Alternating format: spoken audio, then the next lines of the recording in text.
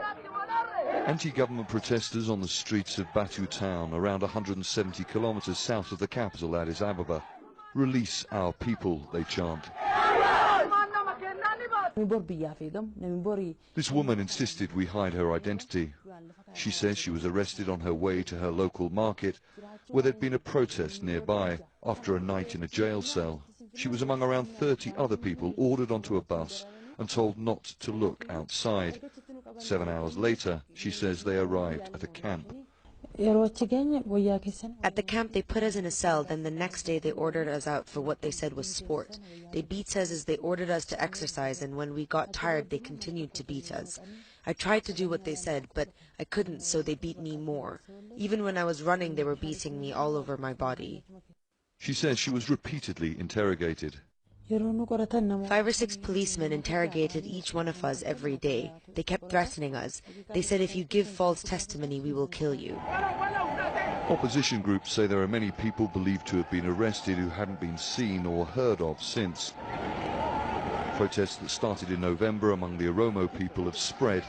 The Amhara have also started demanding greater political and economic rights.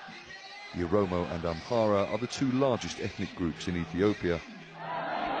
They accuse the government of being dominated by an ethnic Tigrayan elite who are ignoring their constitutional rights. The government says it's reaching out to opposition groups to hear their grievances, and police found to have committed abuses will be called to account. We'll do whatever it takes to make sure such things do not happen, and if they happen, the people are not left unaccounted for. This regime, the opposition say they have heard this many times before. We want all political prisoners, regardless of any political stand or religion or creed, be released from the jail. Together with this, we need democratic rights. The UN Human Rights Commission has called for the release of people it describes as having been arrested for exercising their rights. The government here says that it will launch an investigation into allegations of police abuse. But meanwhile, the killings, the detentions and the arrests continue.